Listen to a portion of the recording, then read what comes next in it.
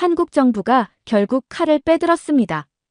태국과의 감정이 틀어진 상태에서 한국 국방부는 안보를 위해 어쩔 수 없는 선택을 했다고 하는데요.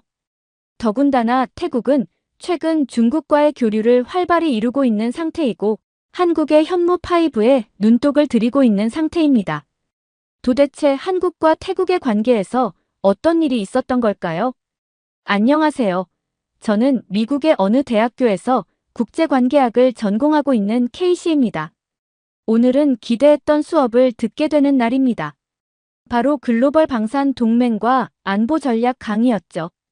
교수님은 30년간 국방부 자문위원으로 일하셨고 현재는 워싱턴의 여러 싱크탱크에서 아시아 안보 전문가로 활동하고 계십니다. 수업이 시작되기 전 주위를 둘러보니 제 옆자리에는 한국에서 교환학생으로 온 수민 씨가 앉아 있었고 교실 앞쪽에는 태국 교환학생 야다가 보였습니다. 오늘은 강의는 특히 더 기대되었습니다. 교수님께서 아시아 지역의 방산 동맹 관계를 다루신다고 하셨기 때문입니다. 특히 최근 뉴스에서 자주 다뤄지는 태국의 군사 동맹 변화에 대해 깊이 있게 배울 수 있을 것 같았습니다. 자, 오늘은 최근 급변하고 있는 태국의 군사 동맹 관계와 그것이 아시아 지역 안보에 미치는 영향에 대해 이야기해 보겠습니다. 교수님께서 프로젝터를 켜시며 말씀을 시작하셨습니다. 스크린에는 태국과 중국의 최근 군사훈련 사진들이 나타났습니다. 최근 태국은 전통적인 동맹국들과의 관계를 재검토하며 특히 중국과의 군사협력을 강화하고 있습니다. 지난달 진행된 팔콘 스트라이크 합동 군사훈련이 대표적인 예시죠. 이 훈련에는 중국의 최신의 전투기 J-10C와 JH-7A2가 참가했으며 태국의 주요 군사기지에서 진행되었습니다. 교수님은 잠시 화면을 전환하시더니 최근 태국과 한국의 방산 거래 현황을 보여주셨습니다. 태국은 지난 10년간 한국의 주요 방산 수출국이었습니다. 특히 K9 자주포와 T-50 고등훈련기의 구매는 양국 간 중요한 협력 사례였죠. 그러나 최근 태국이 중국과의 군사협력을 강화하면서 한국 정부와 방산업체들이 우려를 표명하고 있습니다. 특히 태국에 수출된 첨단 무기체계의 기술 정보가 중국으로 유출될 가능성 때문에 새로운 방산 계약과 기술 이전이 지연되고 있는 상황입니다. 실제로 지난달 중국 군사대표단이 태국의 한국산 무기 운용 기지를 견학하려 했던 사례가 있었고 이는 양국 간 신뢰관계에 상당한 영향을 미쳤다고 합니다. 교실 뒤쪽에서 한 학생이 질문을 던졌습니다. 교수님, 태국이 중국과의 협력을 선호하게 된 배경에는 어떤 이유들이 있나요? 복잡한 배경이 있습니다. 교수님은 민감한 내용을 설명하시려는 듯 신중한 어조로 말씀을 이어가셨습니다. 이 갈등의 시작은 한국에서 발생한 일련의 사건들로 거슬러 올라갑니다. 당시 태국인 불법 체류자들의 마약 밀매와 성매매 조직 운영이 적발되면서 한국 사회가 큰 충격에 빠졌죠.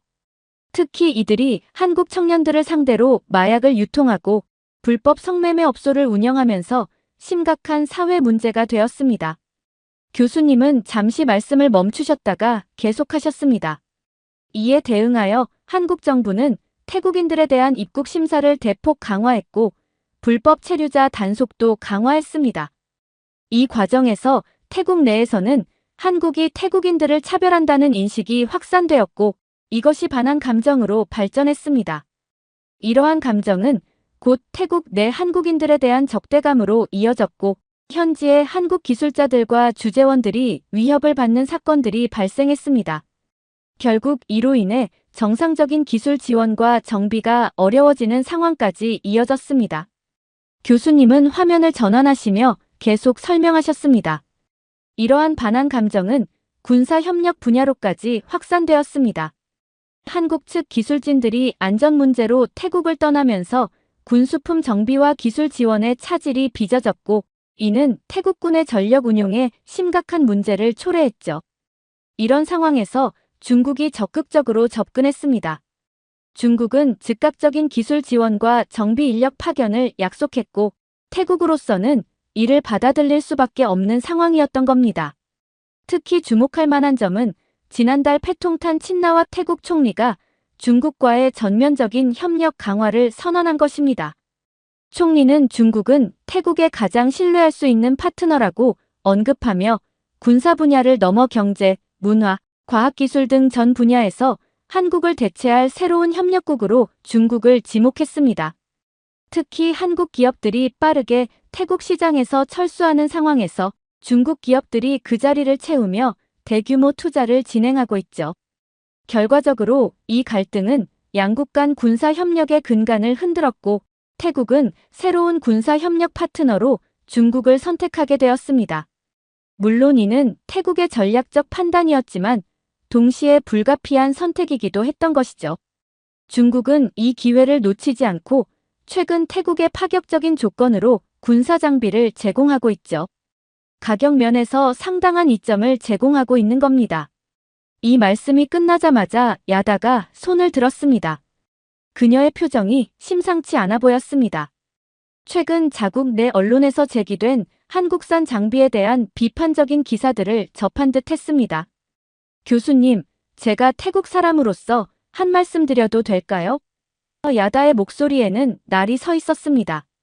사실 우리나라는 더 이상 한국 같은 중간급 국가의 도움이 필요하지 않습니다. 중국이라는 강력한 동맹국이 있으니까요. 한국의 군사기술은 구식이고 가격도 비싸죠. 게다가 한국은 미국의 하수인일 뿐이잖아요. 교실 안이 순간 얼어붙었습니다. 저는 당황스러워하는 수민 씨를 힐끗 바라보았습니다. 수민 씨는 침착하게 손을 들고 자신의 태블릿을 꺼냈습니다. 실례지만 제가 답변 드려도 될까요? 먼저 구체적인 자료를 보여드리고 싶습니다. 그는 화면을 교수님께 보여드린 후 이야기를 이어갔습니다. 현재 태국군이 운용 중인 주력 장비들 중 상당수가 한국산입니다. T-50 고등훈련기와 K9 자주포는 세계적으로도 그 성능을 인정받고 있죠. 특히 정비성과 운용성 면에서 높은 평가를 받고 있는데 이는 태국 군 관계자들의 증언으로도 확인됩니다. 실제로 지난해 발표된 스톡홀름 국제평화연구소의 보고서에 따르면 한국산 방산 장비의 가격 대비 성능은 세계 최상위권으로 평가받았습니다. 교수님께서 고개를 끄덕이셨습니다. 수민 학생의 지적이 정확합니다. 더불어 중요한 건 방금 말한 것처럼 군사 협력에서 기술 이전의 위험성입니다. 특히 중국과의 긴밀한 협력은 동맹국들의 첨단 기술이 유출될 수 있다는 우려를 낳고 있죠. 실제로 최근 여러 정보기관에서 중국의 군사정보 수집 활동에 대한 우려를 제기하고 있습니다. 교수님은 화면을 전환하시며 계속해서 설명하셨습니다. 추가적으로 예를 들면 최근 있었던 중국-태국 합동훈련에서는 중국 측 관찰단이 태국군의 한국산 레이더 시스템에 특별한 관심을 보였다는 보고가 있었습니다. 이는 단순한 군사협력을 넘어선 기술정보 수집의 가능성을 시사하는 것이죠. 현재 중국은 1대1로 정책을 통해 아시아 전역에서 군사적 영향력을 확대하고 있습니다. 특히 동남아시아 국가들과의 군사협력을 강화하면서 이들 국가가 보유한 서방 군사기술에 대한 정보 수집을 시도하고 있다는 정황이 포착되고 있습니다. 교수님은 잠시 멈추시더니 강의실을 둘러보셨습니다. 여러분, 이것이 왜 중요한 문제일까요? 군사기술의 유출은 단순히 한국과의 경제적 손실을 넘어서는 문제입니다. 첨단 군사기술이 의도치 않게 확산될 경우 지역 안보 균형이 심각하게 훼손될 수 있습니다. 더 구체적인 사례를 살펴보겠습니다. 최근 태국에서 실시된 팔콘 스트라이크 훈련 중 중국 측은 한국산 방공 시스템이 설치된 기지의 출입을 지속적으로 요청했습니다. 표면적으로는 합동작전 능력 향상이 목적이었지만 실제로는 시스템의 성능과 취약점을 파악하려 했다는 분석이 나오고 있습니다. 이러한 상황은 방산 수출국들에게 심각한 딜레마를 안겨줍니다. 동맹국과의 군사협력은 필요하지만 동시에 첨단 기술의 보호도 중요하기 때문이죠. 특히 한국처럼 자체 개발한 첨단 무기 체계를 보유한 국가들은 이러한 딜레마를 더욱 심각하게 받아들이고 있습니다. 결과적으로 이는 단순한 군사거래의 문제가 아닙니다. 국제 안보 질서와 동맹 관계의 신뢰성, 그리고 군사기술의 확산 통제라는 복잡한 문제들이 얽혀 있죠. 특히 동남아시아 지역에서 중국의 영향력이 확대되는 현 상황에서 이러한 문제는 더욱 중요한 의미를 가집니다. 교수님의 설명이 끝나자 야다가 다시 한번 손을 들었습니다. 이번에는 그녀의 목소리에 분노가 실려 있었습니다. 교수님, 한 가지 지적하고 싶은 게 있습니다. 우리나라는 그동안 한국과의 군사 협력에서 항상 불공평한 대우를 받아왔어요. 한국은 우리를 동등한 파트너가 아닌 그저 자신들의 무기를 사주는 구매자로만 대했죠. 기술 이전은 항상 제한적이었고 정비 부품 조달도 그들 마음대로였습니다. 심지어 우리 군 기술자들이 한국에서 훈련받을 때도 2등 시민 취급을 받았다고 해요. 교수님은 잠시 생각에 잠기셨다가 말씀하셨습니다. 군사 협력에서 발생하는 문화적 차이와 오해는 종종 심각한 문제를 일으킬 수 있습니다. 교수님은 프로젝터 화면을 전환하시며 설명을 이어가셨습니다.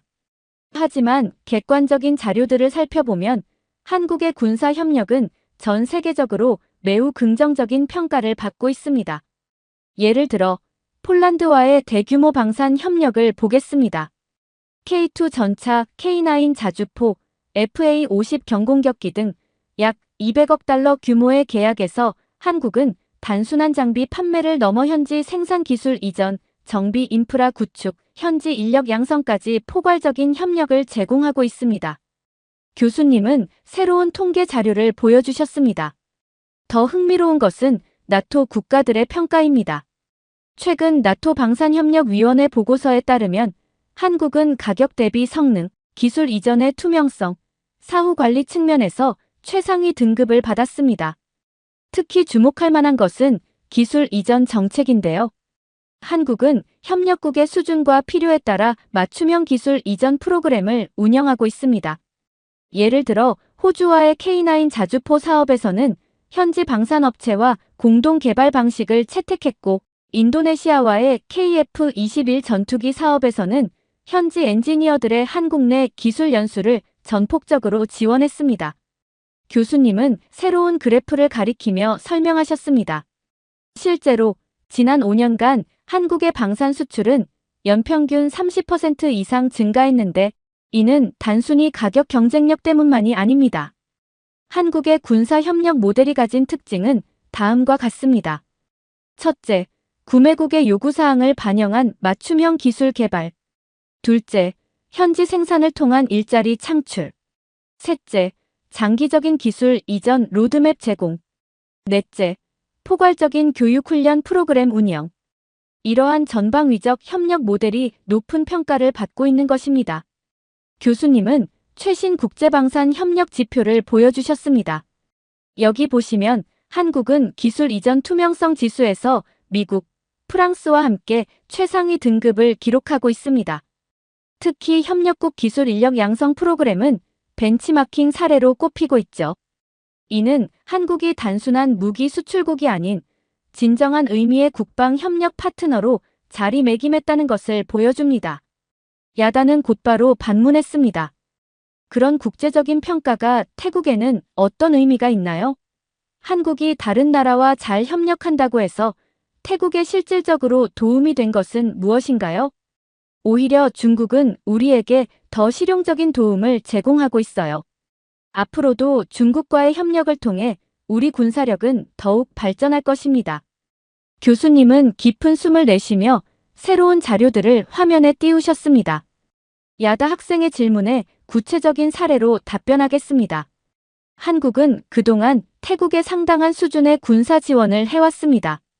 우선 T-50TH 골든이글 고등 훈련기의 경우 2015년 첫 도입 이후 태국 공군 조종사 양성의 핵심 전력이 되었습니다.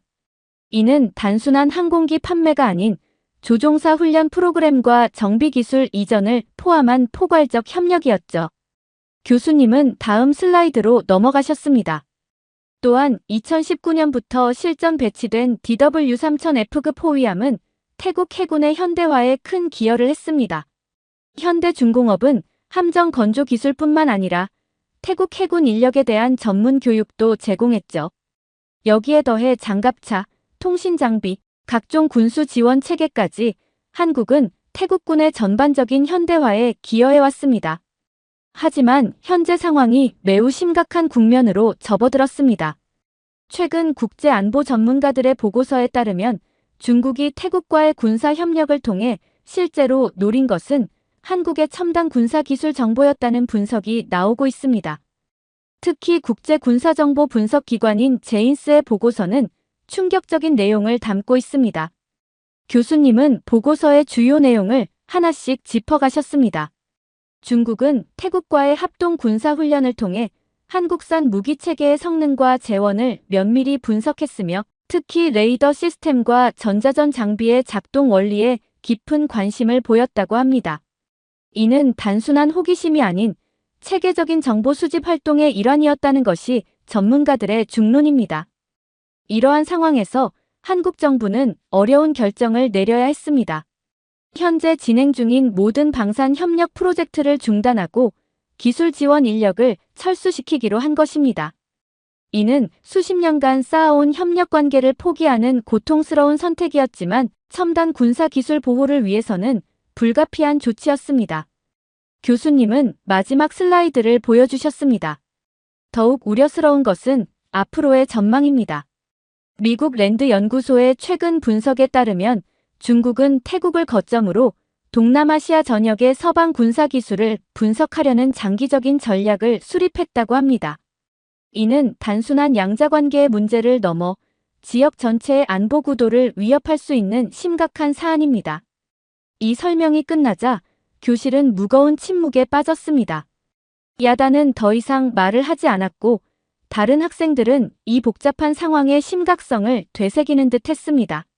물론 이런 안보 위협 속에서도 흥미로운 움직임이 있었습니다. 교수님은 새로운 슬라이드를 보여주셨습니다. 바로 한국의 현무5 미사일 공개에 대한 태국의 반응입니다.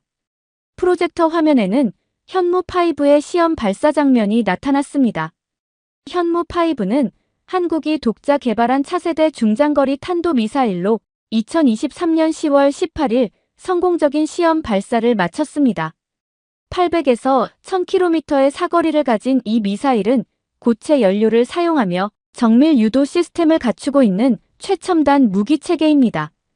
특히 주목할 만한 것은 현무5가 공개된 직후 태국의 반응이었습니다. 교수님은 태국 현지 언론사인 방콕 포스트의 기사를 화면에 띄우셨습니다. 현무5 시험 발사 다음 날 태국 국방장관은 긴급 기자회견을 열었습니다. 그는 한국의 현무5 개발은 아시아 방산 기술의 새로운 이정표가 될 것이라고 평가하면서 특히 GPS와 관성 항법 장치를 결합한 정밀 유도 시스템과 고체 연료 추진 기술은 세계 최고 수준이라고 극찬했습니다. 교수님은 다음 화면으로 넘어가셨습니다. 더욱 흥미로운 것은 같은 해 11월 아세안 확대 국방장관회의 ADMM 플러스 기간 중 있었던 비공식 발언입니다. 태국 국방장관은 한국 측 대표단과의 비공개 만찬 자리에서 현재의 갈등 상황에도 불구하고 우리는 한국의 미사일 기술 지원을 받고 싶다는 의견을 표명했습니다. 특히 그는 태국의 미사일 방어체계 현대화를 위해 한국의 기술력이 절실하다며 양국 간 발생한 오해와 갈등을 해소하고 군사기술 협력을 재개하고 싶다는 의지를 보였다고 합니다. 또한 태국 국방부는 자체 보고서를 통해 현무5의 이동식 발사대 시스템과 고속 기동성에 특히 깊은 관심을 보였습니다. 보고서는 현무5의 신속한 발사 능력과 은폐성은 태국의 미래 국방 전략의 필수적인 요소라고 평가했죠. 교수님은 숙고하는 표정으로 다음 슬라이드를 보여주셨습니다. 하지만 이러한 태국 국방부의 희망은 현실화되기 어려운 상황이었습니다. 그 이유는 패통탄 친나와 태국 총리가 중국과의 전면적 군사협력 협정을 체결했기 때문입니다. 이 협정에는 중국의 군사기술 이전, 합동 군사훈련 확대, 군사정보 공유 등 광범위한 내용이 포함되어 있었죠. 교수님은 외교 전문지의 기사를 화면에 띄우셨습니다.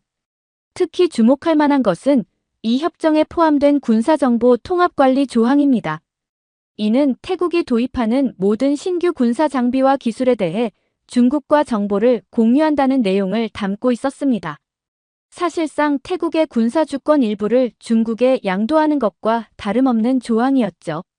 이에 대한 한국 정부의 입장은 매우 단호했습니다. 교수님은 한국 국방부의 내부 분석 자료를 보여주셨습니다. 현무5가 태국에 이전될 경우 예상되는 피해를 3가지 측면에서 분석했습니다. 첫째, 기술적 측면입니다.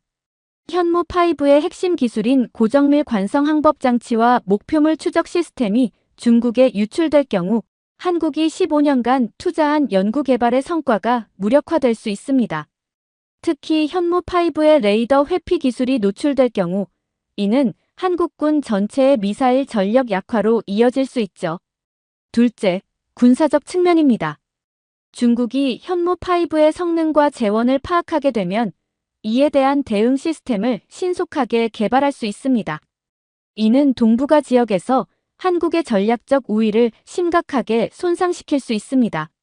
한국군 관계자는 이 경우 최소 10년의 군사적 열세를 감수해야 할 것으로 분석했습니다.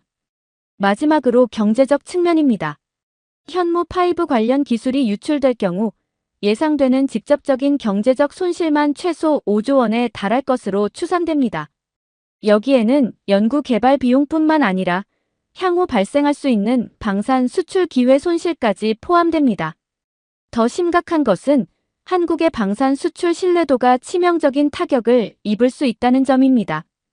교수님은 마지막 자료를 보여주셨습니다.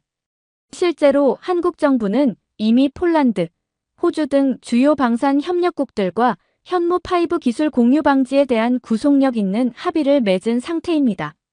만약 태국을 통해 이 기술이 유출된다면 이는 국제협약 위반이 되어 한국의 국제적 신뢰도에 돌이킬 수 없는 손상을 입히게 될 것입니다. 결과적으로 태국 국방부의 요청은 현실적으로 수용이 불가능한 상황입니다. 교수님은 마지막 분석 자료를 보여주셨습니다. 여기 태국 치앙마이 대학의 군사안보연구소가 발표한 흥미로운 보고서가 있습니다. 태국의 군사 전문가들은 중국과의 협력이 한국을 대체할 수 없다는 결론을 내렸습니다. 보고서에 따르면 특히 정밀 전자 시스템과 레이더 기술 분야에서 중국은 여전히 한국의 기술력에 미치지 못하고 있다고 합니다. 교수님은 태국 현지 언론의 인터뷰 기사를 화면에 띄우셨습니다. 더욱 주목할 만한 것은 태국의 저명한 군사 전문가의 최근 발언입니다. 그는 한국이 수십 년간 제공해온 기술 지원과 교육 프로그램은 태국 군의 현대화에 결정적인 역할을 했다. 그런 한국의 기술을 탐내고 중국에 공유하려 했던 우리의 행태는 도둑놈 신보나 다름없다라고 강하게 비판했습니다. 방콕 포스트의 군사 전문 칼럼니스트도 우리는 신뢰할 수 있는 파트너를 잃었다며 한국은 단순히 무기를 판매한 것이 아니라 태국의 자체 방위산업 육성을 도왔다. 이런 파트너십을 중국이 대체하기는 불가능할 것이라고 전망했습니다. 교수님은 깊은 한숨을 내쉬며 강의를 마무리하셨습니다. 국제관계에서 신뢰는 쉽게 얻을 수 없고 한번 잃으면 회복하기 어렵습니다. 오늘 우리가 본 사례는 그 뼈아픈 교훈을 보여줍니다. 강의가 끝나고 학생들이 하나 둘자리에서 일어났습니다. 야단은 고개를 숙인 채 묵묵히 교실을 나갔습니다. 그녀의 어깨가 무거워 보였습니다. 오늘 강의는 단순한 국제관계 수업이 아닌 신뢰와 배신, 그리고 그 선택이 가져올 결과에 대한 깊은 통찰을 제공했습니다. 교실을 나서는 발걸음이 무거웠지만 국제관계 전문가를 꿈꾸는 학생으로서 오늘의 교훈을 잊지 않겠다고 다짐했습니다. 이렇게 반한 감정 때문에 한국과의 관계가 틀어진 태국의 사연 어떻게 들으셨나요? 군사력으로나 방산 쪽으로도 한국이 태국에게 많은 도움을 줬는데도 불구하고 중국을 선택하는 잘못된 방향으로 가는 모습을 보니 한국의 선택이 옳다고 느꼈습니다. 여러분들의 의견은 어떠신가요? 다양한 의견을 댓글을 통해 공유해주세요. 긴 영상 시청해주셔서 감사드리고 구독과 좋아요 부탁드립니다. 태국의 남성들이 무언가를 뽑더니 소리를 지르고 있습니다. 그리고 한 남성은 그 자리에서 주저앉게 되고 누군가는 환호성을 지르고 있습니다. 도대체 이들은 무엇을 하고 있는 걸까요? 안녕하세요. 저는 미국의 캘리포니아 대학교에서 국제관계학을 전공하는 제시입니다. 특히 아시아의 정치와 군사에 관심이 많아 이 수업을 선택했죠. 더 폴리틱스 오브 밀리터리 서비스 인 아시아.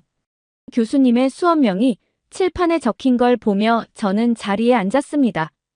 오늘은 아시아 각국의 국방 체계에 대해 알아보도록 하겠습니다. 교수님이 프레젠테이션을 시작하셨어요. 교수님은 먼저 동아시아의 주요 국가들을 설명하셨습니다. 일본의 자위대 체제, 중국의 현대식 군사력 확장, 대만의 방위 체계까지 차근차근 설명해 나가셨죠. 그러다 동남아시아 국가들의 이야기로 넘어갔습니다. 특히 오늘은 태국의 독특한 군사 제도에 대해 자세히 알아보겠습니다. 교수님이 말씀하시며 화면을 넘기셨어요. 태국은 아시아에서도 굉장히 특이한 징병 제도를 가지고 있습니다. 바로 제비뽑기 방식이죠. 이 말에 강의실의 학생들이 흥미로운 표정을 지었습니다. 교수님은 계속해서 설명을 이어나가셨어요. 태국의 독특한 군 입대 시스템을 좀 더 자세히 설명해 드리죠. 예를 들어 한 지역에서 100명의 군인이 필요한 상황이라고 가정해 보겠습니다. 이때 보통 80명 정도가 자발적으로 지원을 하게 됩니다. 자원 입대자들의 경우에는 6개월이라는 비교적 짧은 기간을 복무하게 되는데 이는 한국의 18개월이나 다른 국가들의 복무 기간과 비교하면 상당히 짧은 편이죠. 교수님은 잠시 숨을 고르시더니 계속 설명하셨습니다. 그런데 여기서 재미있는 점은 이 6개월이라는 기간이 고정된 것이 아니라는 겁니다. 만약 입대한 군인이 더 오래 복무하고 싶다면 본인의 의지에 따라 최대 3년까지 연장할 수 있어요. 이는 군인으로서의 경력을 쌓고 싶거나 군대를 직업으로 삼고 싶은 이들을 위한 제도라고 볼 수 있죠. 그렇다면 나머지 20명은 어떻게 될까요? 교수님이 학생들을 둘러보며 물으셨어요. 이들은 신체 검사 등급에 따른 순서로 제비뽑기를 하게 됩니다. 먼저 신체 검사 1등급을 받은 사람들이 우선적으로 추첨에 참여하게 되죠. 그 다음 2등급, 그리고 3등급 순서로 진행됩니다. 교수님은 칠판에 간단한 도표를 그리시며 계속 설명하셨습니다. 추첨에 참여하는 사람들 중 약 30%가 빨간 공을 뽑아 입대하게 되는데 이 비율은 필요한 인원에 따라 매년 조금씩 달라질 수 있습니다. 재미있는 점은 만약 1등급 지원자들 중에서 필요한 인원이 모두 채워진다면 2등급과 3등급 지원자들은 자동으로 면제가 됩니다. 이들의 복무 기간은 2년에서 3년 정도로 자원 입대자들보다는 긴 편이죠. 즉, 신체 등급이 낮은 사람들은 운이 좋으면 아예 추첨 기회조차 없이 면제될 수 있다는 뜻입니다. 교수님이 의미심장한 표정으로 덧붙이셨어요. 특히 주목할 점은 이 시스템이 자원 입대자들에게는 상대적으로 짧은 복무 기간이라는 혜택을 주면서 동시에 필요한 군사력은 확보할 수 있도록 설계되어 있다는 겁니다. 하지만 이런 방식이 과연 현대 군대가 요구하는 전문성과 효율성을 충족시킬 수 있을지는 또 다른 논점이 되겠죠. 저는 노트에 열심히 필기를 하면서도 이런 제도가 실제로 어떻게 운영될지 궁금했어요. 마치 제 생각을 읽으신 것처럼 교수님은 실제 추첨 현장의 영상을 보여주셨습니다. 보시다시피 표주박과 비슷한 용기에서 공을 뽑는 방식입니다. 검은색 공이 나오면 면제, 빨간색 공이 나오면 입대하게 되죠. 흥미로운 점은 이 추첨 현장의 분위기입니다. 영상에서는 마치 축제처럼 밝은 분위기가 느껴졌어요. 군 관계자들이 추첨자들이 쓰러지지 않도록 뒤에서 받쳐주고 있었고 당첨자에게는 박수와 격려가 이어졌습니다. 이런 방식이 과연 공정하고 효율적일까요? 교수님이 던진 질문에 강의실이 잠시 조용해졌습니다. 현대 군사력의 관점에서 봤을 때 이런 선발 방식이 가지는 장단점을 한번 생각해 봅시다. 교수님은 이어서 태국의 군사력 현황, 훈련 체계, 그리고 이웃 국가들과의 군사 협력 관계 등을 설명해 나가셨어요. 저는 이 특이한 제도가 태국의 군사력과 사회에 어떤 영향을 미치는지 더 알고 싶어졌습니다. 그때였습니다. 뒷자리에서 갑자기 손이 올라갔어요. 태국에서 온 교환학생 사라였습니다. 평소에도 수업 시간에 적극적으로 발언하던 그녀였지만 오늘은 어딘가 공격적인 태도가 느껴졌어요. 교수님, 제가 한 가지 의견을 말씀드려도 될까요? 사라가 말을 시작했습니다. 저는 태국의 군사제도가 오히려 더 효율적이라고 생각해요. 한국처럼 모든 남성이 의무적으로 군대에 가는 것보다 우리처럼 선별적으로 뽑는 게 더 현대적인 방식 아닐까요?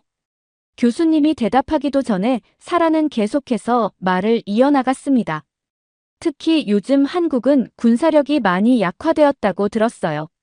병력 수는 많을지 몰라도 실질적인 전투력은 태국이 더 우수하다고 봐요. 우리는 선택된 군인들에게 더 전문적인 훈련을 시킬 수 있으니까요. 강의실 안에 긴장감이 감돌았습니다. 한국 학생들이 몇 명 있었는데 그들의 표정이 굳어지는 게 보였어요. 저는 최근 태국에서 일어나고 있는 반한 감정에 대해 들은 적이 있었습니다. 최근 태국인들의 한국 불법 체류 문제가 심각해지면서 한국 정부는 태국인들에 대한 입국 심사를 대폭 강화했다고 해요. 관광비자로 입국한 뒤 불법 취업을 하는 사례와 흉악 범죄의 사례가 급증했기 때문이죠. 이로 인해 정상적인 관광이나 사업 목적으로 한국을 방문하려는 태국인들도 까다로운 심사를 거치게 되었고, 이는 태국 사회에 큰 반발을 불러일으켰습니다. SNS에서는 해시태그 노모어 코리아 같은 해시태그가 트렌드가 되었고, 한국 제품 불매 운동도 시작되었다고 합니다. 특히 젊은 층을 중심으로 이런 반한 감정이 빠르게 퍼져나갔죠. 한때 태국에서 인기를 끌던 K-드라마나 K-팝도 비난의 대상이 되었고 한국 관련 콘텐츠를 소비하는 것 자체를 부정적으로 바라보는 분위기가 형성되었다고 해요. 이런 상황에서 일부 태국 언론들은 한국의 출입국 정책을 차별적이라고 비판하며 감정적인 보도를 이어갔고 이는 양국 관계를 더욱 악화시키는 결과를 낳았습니다. 이러한 긴장 관계는 학교 캠퍼스 안에서도 미묘하게 느껴졌어요. 실제로 최근 태국 군대는 엄청난 발전을 이뤘어요. 사라의 목소리가 더욱 커졌습니다. 우리는 더 이상 과거의 그 태국이 아니에요. 한국이 우리를 깔보는 건 정말 잘못된 거죠. K문화가 우리나라를 잠식하고 한국 관광객들이 우리나라에 와서 무례하게 굴고 이제는 달라져야 해요. 교수님은 침착하게 상황을 지켜보고 계셨습니다. 사라의 발언이 단순한 의견 제시를 넘어서 감정적인 공격으로 변해가는 것이 느껴졌어요. 게다가 한국은 북한이라는 위협 때문에 어쩔 수 없이 군대를 유지하는 거잖아요. 우리 태국은 다르죠. 우리는 순수하게 국가방위를 위해 군대를 운영하고 있어요. 그리고 우리는 동남아시아에서 가장 강력한 군사력을 보유하고 있다고 자부해요. 특히 우리나라 학생들은 한국 학생들이 자신들의 군대 문화를 자랑스럽게 이야기하는 것에 대해 불편함을 느끼고 있어요. 마치 다른 나라의 군사 제도는 열등한 것처럼 이야기하잖아요. 하지만 실제로는 전혀 그렇지 않아요. 가만히 이야기를 듣던 교수님은 이제 개입해야 할 때라고 판단하신 듯 했습니다. 하지만 그 전에 사라는 한 가지 더 충격적인 발언을 던졌어요. 심지어 우리는 중국과도 긴밀한 군사 협력을 하고 있어요. 이건 우리 군사력이 얼마나 신뢰할 만한지를 보여주는 증거라고 생각해요. 중국이 아무나와 협력하진 않을 테니까요. 한국은 미국에 의존하는 것밖에 못하면서 이 말에 강의실의 공기가 얼어붙었습니다. 단순한 의견 차이를 넘어서 이제는 국제관계에 민감한 영역으로까지 대화가 번져가고 있었어요. 저는 교수님이 어떻게 이 상황을 정리하실지 궁금해졌습니다. 무거운 침묵이 흐르는 순간 앞줄에 앉아있던 희수가 천천히 손을 들었습니다. 교수님, 제가 몇 가지 사실관계를 짚어보고 싶습니다. 희수의 목소리는 차분했지만 단호했습니다. 먼저 한국의 군사력이 약화되었다는 사라하구의 말씀은 객관적 사실과 많이 다릅니다. 2024년 기준 글로벌 파이어파워 지수를 보면 한국은 세계 5위의 군사력을 보유하고 있어요. 반면 태국은 20위권에 머물러 있죠. 희수는 자신의 태블릿을 꺼내 자료를 보여주었습니다. 또한 한국은 자체 군사기술 개발에도 큰 성과를 거두고 있어요. K2 전차, FA-50 전투기, K9 자주포 등은 이미 세계 시장에서 큰 인정을 받고 있습니다. 그때 사라가 갑자기 끼어들었습니다. 하지만 우리 태국은 6.25 전쟁 때 한국을 도와준 나라예요. 그만큼 우리의 군사력이 대단했다는 거죠. 희수는 잠시 사라를 바라보더니 부드럽게 미소를 지었습니다. 네, 맞습니다. 6.25 전쟁 때 태국이 보내준 도움은 한국이 절대 잊지 못할 은혜예요. 하지만 그 이후의 이야기도 해볼까요? 1990년대 후반 태국이 경제 위기를 겪을 때 한국은 태국 군대 현대화를 위해 상당한 지원을 했습니다. K1 소총 기술을 이전해 주었고 군사 교육 프로그램도 제공했죠. 2000년대 들어서는 한국의 방산 기업들이 태국의 군 현대화 사업에 적극적으로 참여했고요. 희수는 잠시 숨을 고르고 계속 이어갔습니다. 특히 2010년대에는 한국의 K9 자주포가 태국 육군의 주력 화력이 되었죠. 이건 단순한 무기 판매가 아니라 기술 이전과 정비 훈련까지 포함된 포괄적인 군사 협력이었습니다. 그리고 중국과의 협력을 자랑스럽게 말씀하셨는데 희수가 살짝 고개를 기울이며 말했습니다. 태국이 미국과 맺은 동맹 관계는 어떻게 설명하실 건가요? 태국은 미국의 주요 비나토 동맹국이잖아요.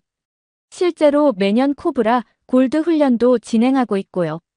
더구나 한국이 미국에 의존한다고 하셨지만 한국은 이미 상당한 수준의 자주 국방력을 갖추고 있습니다. 오히려 이제는 미국과 대등한 파트너로서 협력하는 관계로 발전했다고 볼 수 있죠. 희수의 차분하지만 날카로운 반박에 사라는 점점 불편한 기색을 감추지 못했습니다. 특히 한국의 군사 지원 이야기가 나오자 당황한 듯 했어요. 사라는 얼굴이 붉어진 채 자리에서 벌떡 일어났습니다. 그래도 우리의 군대 시스템이 더 효율적이에요. 우리는 능력 있는 사람들만 선별해서 뽑기 때문에 전문성이 훨씬 뛰어나다고요. 그녀의 목소리가 점점 커졌습니다. 한국처럼 모든 남자들을 의무적으로 보내는 것보다 우리처럼 제비 뽑기로 선별하는 게 더 과학적이에요. 뽑힌 사람들은 그만큼 책임감을 가지고 군 생활을 하게 되죠. 교수님은 눈썹을 살짝 찌푸리셨지만 사라의 이야기를 끝까지 들어주셨습니다. 게다가 우리는 신체 등급에 따라 순서대로 추첨을 하잖아요. 1등급부터 시작해서 필요한 인원이 다 채워지면 그 다음 등급은 자동으로 면제되는 거예요. 이게 얼마나 효율적인 시스템인지 아세요? 사라는 마치 대단한 것을 발견한 것처럼 들떠서 말했습니다.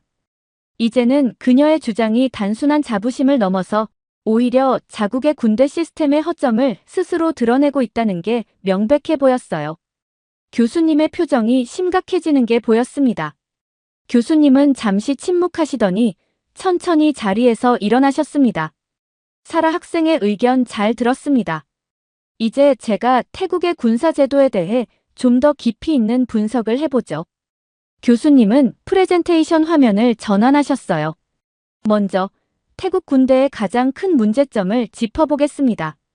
1932년 이후 태국에서는 20번이 넘는 쿠데타가 발생했습니다.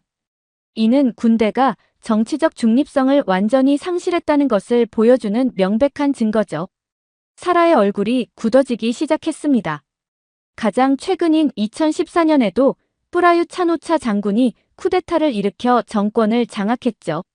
군대가 국가방위라는 본연의 임무보다 정치 권력 장악에 더 관심을 보여온 겁니다. 교수님은 다음 슬라이드로 넘어가셨어요. 두 번째로 태국 군대의 예산 운영에 대해 심각한 문제점을 짚어보겠습니다.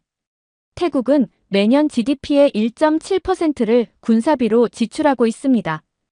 2023년 기준으로 약 71억 달러에 달하는 규모죠. 하지만 이 막대한 예산이 어떻게 집행되는지는 제대로 공개되지 않고 있습니다. 교수님은 구체적인 사례들을 보여주시기 시작했어요. 예를 들어 2020년 감사원 조사에서 군 장비 구매 과정에 수상한 자금 흐름이 적발됐습니다. 실제 장비 가격보다 30에서 40% 부풀려진 계약이 다수 발견됐죠. 이런 차액은 고위 장교들의 주머니로 들어간 것으로 추정됩니다. 더구나 방금 학생이 자랑스럽게 이야기한 그 계급별 추첨 제도의 실상을 살펴보죠. 2022년 한 조사에 따르면 상위 1% 부유층 자녀들의 군대 입대 비율은 고작 3%에 불과했습니다. 어떻게 이런 일이 가능했을까요? 교수님은 프레젠테이션을 다음 페이지로 넘기셨어요. 부유층 자녀들은 고가의 사립병원에서 맞춤형 신체 검사를 받습니다. 약간의 척추 측만증이나 경미한 편평족도 과다하게 부풀려 진단받는 거죠. 심지어 군의관에게 뇌물을 주고 아예 사급 판정을 받아버리는 경우도 있습니다. 이렇게 되면 추첨 자체에 참여할 필요도 없이 자동으로 면제가 되죠.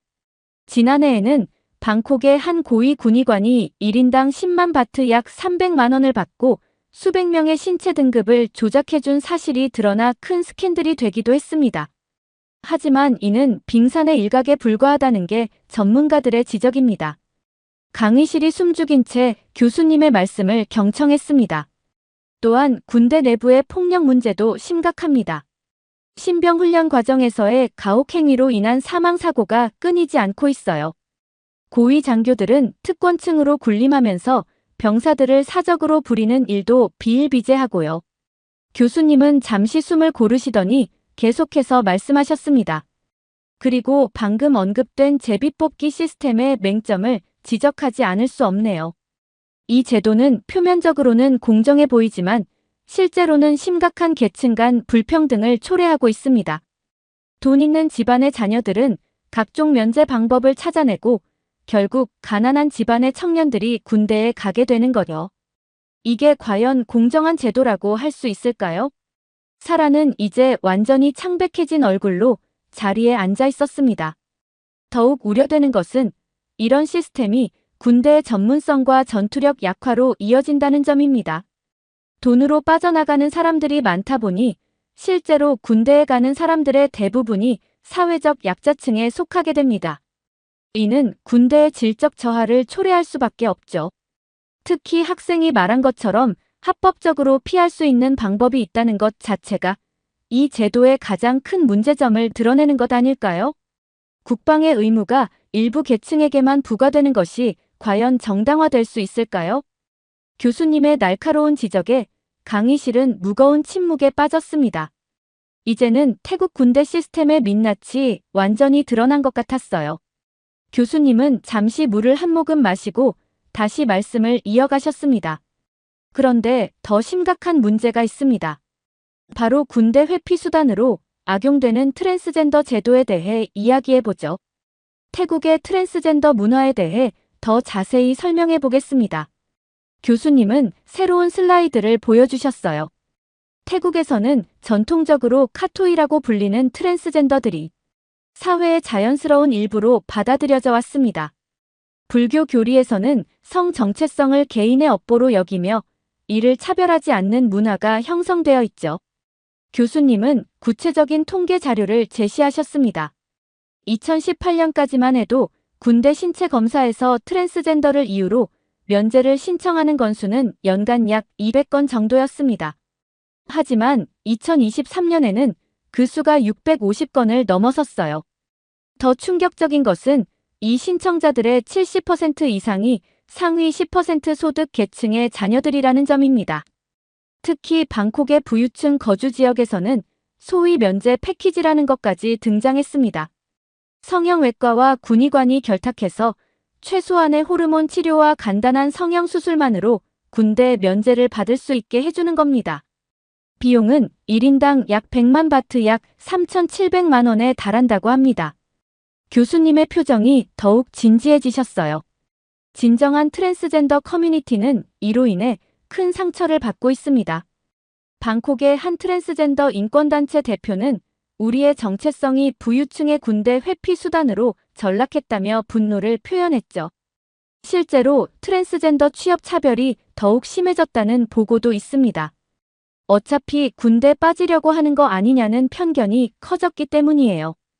교수님은 한숨을 쉬시더니 계속하셨습니다. 이런 현상의 근본적인 원인은 태국 군대의 열악한 환경에 있습니다. 2023년 조사에 따르면 태국 군대 내 가혹행위 신고가 전년 대비 40% 증가했어요. 특히 고위 장교들의 사적 지시나 비인격적인 대우가 심각한 문제로 지적되고 있습니다. 더 큰 문제는 시민의식의 차이입니다. 교수님은 화면을 전환하셨어요. 한국의 경우 분단이라는 특수한 상황 속에서도 군대를 통한 국방의 의무를 자랑스럽게 여기는 문화가 형성되어 있습니다. 하지만 태국에서는 어떤가요? 태국에서는 군대에 가는 것이 오히려 부끄러운 일로 여겨지는 경우가 많습니다. 돈이 없어서, 백이 없어서 군대에 가는 것으로 인식되죠. 현재 태국은 이러한 인식들이 뿌리 깊게 자리를 잡았고 군인들에 대한 배려도 점점 떨어지고 있는 추세입니다. 한국 사람들이 한국 군인을 대하는 태도와 태국 사람들이 태국 군인을 대하는 태도는 하늘과 땅 차이가 되었죠. 이는 군대가 더 이상 국방의 의무가 아닌 피해야 할 대상으로 전락했다는 것을 의미합니다. 교수님은 최근 태국 청년들 사이에서 있었던 설문조사 결과를 보여주셨어요.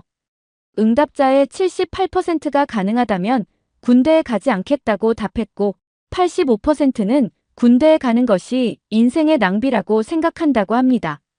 특히 충격적인 것은 군대에 간다고 하면 주변에서 비웃음을 받는다는 응답이 62%나 된다는 점이죠. 이러한 인식은 결과적으로 군대의 질적 저하로 이어집니다. 실력과 자질이 있는 인재들은 모두 빠져나가려 하고 결국 군대는 어쩔 수 없이 가는 곳이 되어버리는 겁니다. 이것이 과연 한 나라의 건강한 국방 체계라고 할 수 있을까요? 군대를 가지 않는 나라의 학생들도 이러한 교수님의 말씀에 깊은 생각에 빠지게 되었고 이내 강의실의 공기는 더욱 무거워졌습니다. 사라는 이제 완전히 고개를 숙인 채 움직이지 않았어요. 그녀의 어깨가 살짝 떨리는 것이 보였습니다. 아마도 자신이 그토록 자랑스럽게 여겼던 제도의 실상을 마주하는 것이 쉽지 않았을 거예요. 자, 이제 오늘 수업을 마무리하도록 하겠습니다. 교수님이 부드러운 목소리로 말씀하셨습니다. 우리는 오늘 각국의 군사제도가 얼마나 다양한 모습을 가질 수 있는지 살펴보았습니다. 중요한 것은 어떤 제도든 그 나라의 역사적, 문화적 맥락 속에서 발전해왔다는 점입니다. 교수님은 마지막 슬라이드를 보여주셨어요. 하지만 동시에 우리는 그 제도들을 객관적으로 평가하고 개선점을 찾아나가야 합니다. 이것이 바로 국제관계학을 공부하는 우리의 역할이죠. 여전히 고개를 숙이고 있는 사라를 바라보시며 교수님께서 덧붙이셨습니다. 오늘 나눈 토론이 다소 날카로웠을 수 있습니다. 하지만 이런 논의야말로 우리가 서로를 더 잘 이해하고 발전할 수 있는 기회가 되리라 믿습니다. 수업이 끝나고 강의실을 나오면서 저는 오늘 배운 것들을 곱씹어 보았어요. 각국의 군사제도는 겉으로 보기에는 단순한 차이처럼 보였지만 그 속에는 훨씬 더 복잡한 사회적, 경제적 문제들이 얽혀 있었습니다. 특히 인상 깊었던 것은 국방의 의무가 단순히 군사력의 문제가 아니라는 점이었어요. 그것은 한 사회의 가치관과 시민의식을 보여주는 거울 같은 것이었습니다. 도서관으로 가는 길에 사라가 혼자 벤치에 앉아있는 모습이 보였어요. 그녀도 아마 오늘 수업을 통해 많은 것을 생각하게 되었을 것 같았습니다. 때로는 우리가 자랑스럽게 여기던 것들의 민낯을 마주하는 것이 필요한 과정일 테니까요. 제 노트북을 펼치며 오늘의 수업 내용을 정리했습니다. 각국의 특수성을 존중하면서도 객관적인 시각을 잃지 않는 것, 그것이 바로 국제관계를 공부하는 우리가 가져야 할 자세라는 것을 다시 한번 깨달았습니다. 이렇게 태국의 군 입대 제도의 문제점에 관한 사연 어떻게 들으셨나요? 태국의 군 입대 제도가 다양한 문제점이 있다는 생각을 하게 되었고 한국의 군사력과 비교하는 태국 학생을 보니 한국이 얼마나 대단한 나라인지 깨닫게 되었습니다. 여러분들의 의견은 어떠신가요? 다양한 의견을 댓글을 통해 공유해주세요.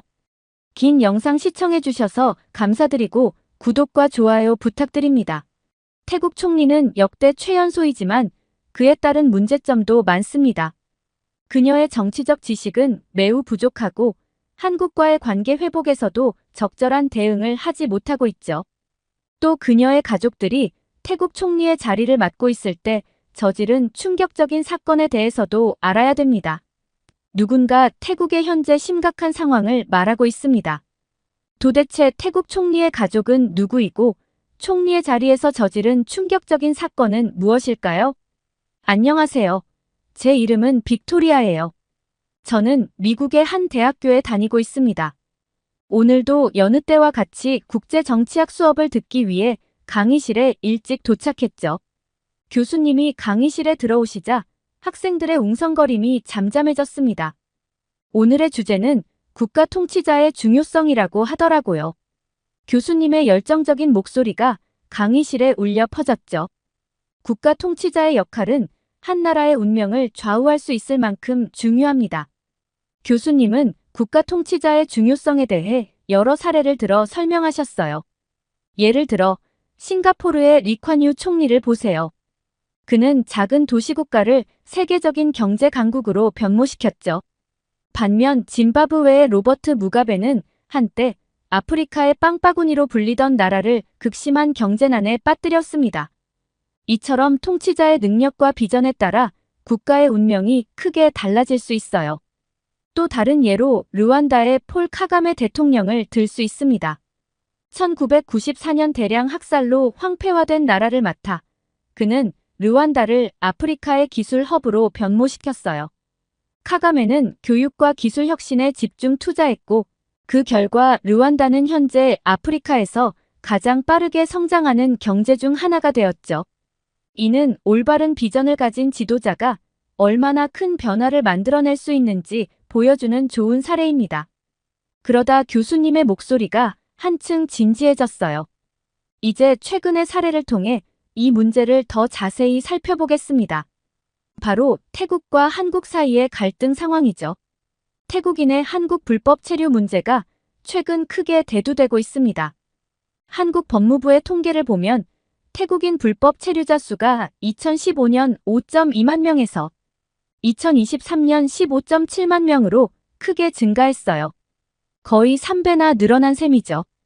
더 우려스러운 점은 이러한 불법 체류자 증가와 함께 마약 관련 범죄도 늘어나고 있다는 것입니다. 한국 경찰청 통계에 따르면 태국인이 연루된 마약 범죄가 최근 5년간 2배 이상 증가했어요. 특히 메스암페타민 같은 강력한 마약의 밀반입과 유통이 문제가 되고 있죠. 물론 이것이 모든 태국인 불법 체류자의 문제는 아닙니다. 하지만 불법 체류자가 증가하면서 이런 범죄에 연루될 위험성도 함께 높아지고 있어요. 이는 단순히 체류 문제를 넘어 공공안전의 문제로 확대되고 있는 것이죠. 특히 마약에 관련된 범죄를 저지르는 사람들은 전부 불법 체류자라는 게 심각한 문제이죠. 이에 대응해 한국 정부는 입국 심사를 강화했습니다. 하지만 이 과정에서 예상치 못한 문제가 발생했죠. 무고한 태국인 관광객들이 입국 과정에서 어려움을 겪게 된 거예요. 실제 사례로 K-팝 팬사인회에 참석하려고 한국을 방문한 태국인 팬이 입국을 거부당한 사례가 있었어요. 또 가족여행으로 온 일행 중 한 명만 성이 달라서 입국이 거부된 경우도 있었죠. 심지어 태국 공무원이 신분증을 제시했음에도 입국이 거부된 사례도 있었습니다. 한국 정부 입장에서는 불법 체류자 문제를 해결하기 위한 조치였지만 이로 인해 무고한 관광객들이 피해를 입게 된 거죠. 이는 결과적으로 양국 관계에 악영향을 미치게 되었습니다. 이러한 상황은 국가 통치자의 결정이 얼마나 중요한지를 보여주는 좋은 예입니다. 이는 정책 결정 시 다각도로 상황을 고려해야 한다는 것을 보여줍니다. 저는 고개를 끄덕이며 열심히 노트에 적었어요. 국가 간의 관계가 이렇게 복잡하고 섬세한 줄 몰랐거든요. 한 가지 결정이 이렇게 큰 파장을 일으킬 수 있다니 놀라웠죠. 이제 이 상황에 대한 태국 측의 반응을 살펴보겠습니다. 한국의 입국 심사 강화 조치 이후 태국에서는 상당한 반발이 일어났어요. 특히 소셜미디어를 중심으로 반한 감정이 급속도로 퍼져나갔습니다. 태국 SNS에서는 한국 여행 금지라는 해시태그가 트렌드가 되었고, 이는 곧 보이콧 운동으로 확대되었죠. 일부 태국인들은 한국 제품 불매 운동을 벌이기도 했고, 한국 여행을 취소하는 사례도 많았어요. 이는 양국 관계에 상당한 악영향을 미쳤죠. 저는 고개를 끄덕이며 열심히 노트에 적었어요. 국가 간 갈등이 이렇게 빨리 확산될 수 있다는 게 놀라웠죠. 교수님은 잠시 생각에 잠기더니 말씀을 이어가셨어요. 이런 상황 속에서 태국에는 새로운 변화가 있었습니다. 바로 새로운 총리의 선출이었죠. 저는 귀를 쫑긋 세우고 집중했어요. 패통탄 친나왓이라는 인물이 2024년 8월 놀라운 지지율로 태국의 새 총리로 선출되었습니다. 그는 국회의원 500명 중 무려 482명의 지지를 받았어요. 96.4%라는 압도적인 지지율이죠. 교수님은 잠시 멈추시더니 태국의 총리 선출 방식에 대해 설명을 이어가셨어요. 여러분, 태국의 총리 선출 방식은 우리가 흔히 아는 직접 선거와는 조금 다릅니다. 태국에서는 하원 의원 500명과 상원 의원 250명, 총 750명으로 구성된 국회에서 총리를 선출해요. 저는 궁금증이 생겨 손을 들고 질문했어요. 그렇다면 국민들은 직접 총리를 뽑지 않는 건가요? 교수님은 고개를 끄덕이셨어요. 맞아요. 국민들은 하원 의원을 선출하고 그 하원 의원들이 다시 총리를 선출하는 간접 방식이에요. 상원 의원들은 현재 군부가 임명하고 있죠. 그런데 여기서 주목할 점이 있어요. 패통탄이 받은 96.4%의 지지율은 국민 전체의 지지율이 아니라 국회의원들의 지지율입니다. 이는 국민들의 직접적인 의사를 반영한다고 보기 어려울 수 있어요. 저는 깜짝 놀라 펜을 멈추고 고개를 들었어요. 아, 그렇군요. 그래서 높은 지지율에도 불구하고 정치적 경험이 부족할 수 있는 거군요. 교수님은 미소를 지으시며 말씀하셨어요. 정확히 그렇습니다. 이런 선출 방식은 때로 국민의 의사와 괴리가 있을 수 있고 정치 경험이 부족한 인물이 높은 지지율로 선출될 수 있는 여지를 만들어내죠. 저는 고개를 끄덕이며 이 복잡한 상황을 이해하려고 노력했어요.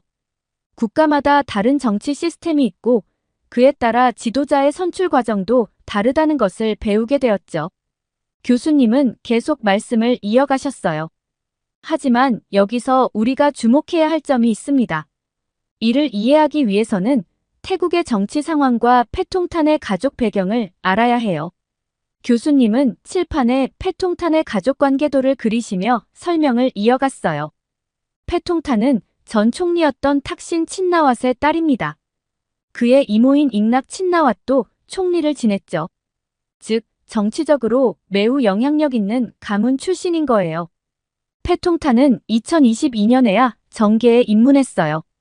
그 전에는 주로 가족의 사업체에서 일했죠. 그럼에도 불구하고 높은 지지를 받은 이유는 그의 가족 배경과 태국의 복잡한 정치 상황 때문이라고 볼 수 있어요. 저는 궁금증이 더 커져 물었어요. 그렇다면 패통탄 총리는 한국과의 갈등 상황을 어떻게 다루고 있나요? 교수님은 고개를 끄덕이셨어요. 그 부분도 중요하죠. 패통탄 총리는 취임 이후 이 문제를 해결하기 위해 노력하고 있습니다. 하지만 경험 부족으로 인해 어려움을 겪고 있는 것으로 보여요. 양국 간의 갈등을 해소하고 관계를 개선하는 것이 그의 중요한 과제 중 하나가 되었죠. 교수님의 설명이 끝나자 강의실은 잠시 조용해졌어요. 그때 뒷자리에서 갑자기 손이 올라갔죠. 태국에서 온 유학생 나띠아였어요. 교수님, 잠시 말씀드려도 될까요? 나띠아가 조심스럽게 물었어요. 교수님은 고개를 끄덕이셨죠. 물론이죠. 무슨 말씀인가요? 나띠아는 자리에서 일어나 떨리는 목소리로 말했어요. 교수님, 패통탄 집안에서 나온 총리들은 모두 훌륭한 업적을 남겼고 태국인들의 지지도 높습니다. 강의실 안에 작은 술렁임이 일었어요. 저는 놀란 표정으로 나띠아를 바라봤죠. 교수님은 잠시 생각에 잠기더니 차분한 목소리로 말씀하셨어요. 나띠아, 당신의 의견 감사합니다. 하지만 패통탄 가족의 정치적 역사는 꽤 복잡하고 논란의 여지가 있어요. 패통탄의 아버지는 탁신 친나왓 전 총리입니다. 탁신 친나왓은 2001년 총선에서 승리하여 2006년까지 태국 총리를 지냈어요. 그의 초기 정책 중 가장 주목받은 것은 탁시노믹스라고 불리는 경제 정책이었어요. 탁시노믹스의 주요 내용은 농촌 지역 개발과 빈곤층 지원이었어요. 예를 들어 농민들에게 3년간 부채 상환을 유예해주고 마을 단위로 100만 바트 한국 돈 약 3,700만 원의 기금을 제공했죠. 또한 30바트 약 1,100원만 내면 모든 질병에 대해 치료를 받을 수 있는 의료 정책도 실시했습니다. 나띠아가 갑자기 끼어들었어요. 맞아요. 우리 할머니께서 그 정책 덕분에 큰 도움을 받으셨다고 하셨어요. 교수님은 고개를 끄덕이셨어요. 그렇죠. 이런 정책들로 탁신은 농촌과 빈곤층의 큰 지지를 받았습니다. 2005년 재선에서 압도적인 승리를 거둔 것도 이 때문이에요. 그러나 교수님의 표정이 곧 진지해졌어요. 하지만 2006년부터 상황이 바뀌기 시작했습니다. 탁신의 통치 스타일이 점점 더 권위주의적으로 변했고 부패 의혹도 제기되었어요. 특히 그의 가족 기업인 신 코퍼레이션을 싱가포르의 테마섹 홀딩스에 매각하는 과정에서 엄청난 규모의 탈세 의혹이 불거졌죠. 저는 깜짝 놀라 물었어요. 얼마나 큰 규모였나요? 교수님은 심각한 표정으로 대답하셨어요. 약 16억 달러, 한국 돈으로 2조 원이 넘는 금액이었습니다. 이 사건을 계기로 대규모 반정부 시위가 일어났고 결국 2006년 9월 군사 쿠데타로 탁신은 실각하게 되었어요. 이후 그는 해외로 망명했고 15년 동안 태국에 돌아오지 못했습니다. 나띠아의 표정이 어두워지는 것이 보였어요. 교수님은 이야기를 이어가셨어요. 잉낙 친나왓은 탁신 친나왓의 여동생으로 패통탄 친나왓의 이모입니다. 2011년 7월 총선에서 승리해 태국 최초의 여성 총리가 되었습니다. 그녀는 탁신의 정책을 많이 계승했어요. 대표적으로 쌀수매 정책이 있었어요. 정부가 시장 가격보다 높은 가격으로 농민들의 쌀을 사들이는 정책이었죠. 이는 농민들에게 인기가 높았지만 국가 재정에 큰 부담을 주었고 부패 의혹도 제기되었습니다. 결국 2013년 말 이 쌀 수매 정책을 둘러싼 부패 의혹과 함께 탁신을 위한 사면법 추진 등으로 대규모 반정부 시위가 일어났습니다. 2014년 5월 군부가 쿠데타를 일으켜 잉낙 정부를 몰아냈고 잉낙은 해외로 도피했죠. 저는 궁금해서 물었어요. 교수님, 그럼 탁신 씨의 최근 귀국은 어떻게 된 건가요? 교수님은 고개를 끄덕이셨어요. 좋은 질문입니다. 2023년 탁신이 15년 만에 태국으로 귀국했어요. 많은 지지자들이 공항에서 그를 맞이했죠. 저는 놀라서 물었어요. 그런데 어떻게 바로 체포된 거예요? 탁신은 귀국 즉시 방콕 돈무안 공항에서 체포되어 법원으로 이송되었어요. 그는 과거의 직권 남용과 부패 혐의로 이미 유죄 판결을 받은 상태였기 때문이죠. 법원은 그에게 총 8년의 징역형을 선고했습니다. 하지만 최측근인 세타 타위신이 총리로 선출된 날에 맞춰 귀국을 했고 그로 인해 징역 8년을 1년으로 줄이게 됐죠. 강의실은 무거운 침묵에 빠졌어요. 저는 한 가족의 정치적 흥망성쇠가 이렇게 극적일 수 있다는 사실에 놀라움을 금치 못했죠. 나띠아는 고개를 숙인 채 아무 말도 하지 않았죠. 교수님은 계속해서 설명하셨어요. 탁신의 귀국과 체포는 태국 정치의 복잡성을 잘 보여주는 사례입니다. 그는 여전히 많은 지지자들이 있지만 동시에 강력한 반대 세력도 있어요. 그의 귀국은 아마도 딸인 패통탄과 최측근 세타 타위신 때문에 어느 정도 안전이 보장될 것이라고 판단했기 때문일 겁니다. 저는 손을 들고 질문했어요. 교수님, 그렇다면 패통탄 총리는 이런 가족의 정치적 배경 때문에 높은 지지를 받은 건가요? 교수님은 고개를 끄덕이셨어요. 좋은 질문입니다. 그것이 큰 요인 중 하나라고 볼 수 있어요. 패통탄은 아버지와 이모의 정치적 유산을 이어받았다고 볼 수 있죠. 하지만 이는 양날의 검이에요. 지지층이 탄탄한 반면 반대 세력의 비판도 만만치 않거든요. 나띠아가 다시 손을 들었어요. 하지만 교수님, 패통탄 총리는 새로운 시대를 열어갈 수 있지 않을까요? 그녀는 젊고 새로운 비전을 가지고 있잖아요. 교수님은 말씀을 이어가셨어요. 나띠아, 당신의 희망적인 생각은 이해합니다. 하지만 패통탄 친나와 총리는 정치 경험이 부족하고 가족의 정치적 유산이라는 무거운 짐을 지고 있어요. 이런 상황에서 그녀가 어떻게 국가를 이끌어 나갈지, 그리고 한국과의 갈등 같은 복잡한 외교 문제를 어떻게 해결할지는 지켜봐야 할 문제입니다. 나띠아는 고개를 저으며 다시 말했어요. 아니에요, 교수님. 저는 패통탄 총리가 이 모든 문제를 잘 해결해낼 거라고 믿어요. 그녀는 젊고 새로운 아이디어가 많잖아요. 분명 태국을 더 좋은 방향으로 이끌어갈 거예요. 교수님은 잠시 생각에 잠기더니 부드럽게 대답하셨어요. 태국의 현재 경제 상황을 살펴보면 상황이 그리 낙관적이지만은 않아요. 교수님은 칠판에 몇 가지 수치를 적으시며 설명을 이어갔어요. 태국 경제는 지금 심각한 도전에 직면해 있습니다. 먼저 관광업을 볼까요? 코로나19 이후 회복세를 보이던 관광객 수가 최근 다시 감소하고 있어요. 특히 한국과의 갈등으로 한국인 관광객이 크게 줄었죠. 태국 관광청 통계를 보면 한국인 관광객이 전년 대비 30% 이상 감소했습니다. 게다가 여러 한국 기업들이 태국에서 철수하고 있어요. 최근 6개월 동안 50개의 대기업이 태국 공장을 폐쇄하거나 다른 나라로 이전했습니다.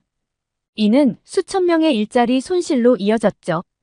나띠아의 표정이 어두워지는 게 보였어요. 이런 상황들이 복합적으로 작용해서 태국의 GDP 성장률 전망치가 하향 조정되었어요. 작년 초 3.5%였던 전망치가 현재 1.8%까지 떨어졌죠. 실업률도 증가하고 있고요.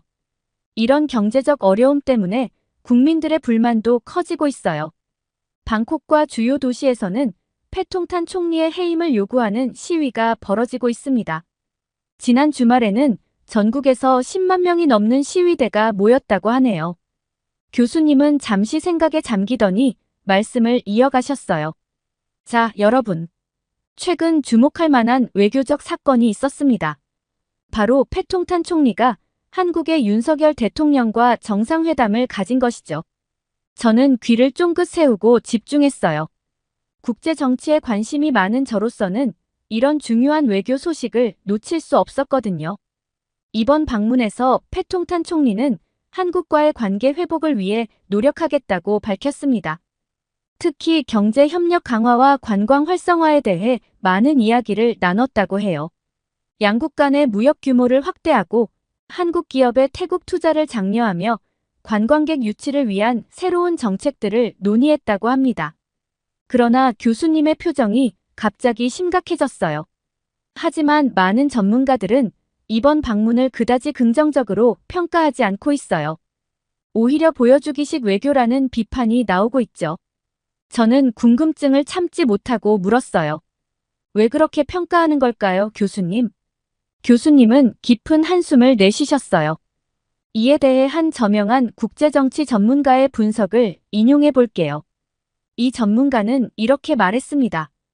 교수님은 책상 위에 노트를 펼치시더니 그 내용을 읽기 시작하셨어요.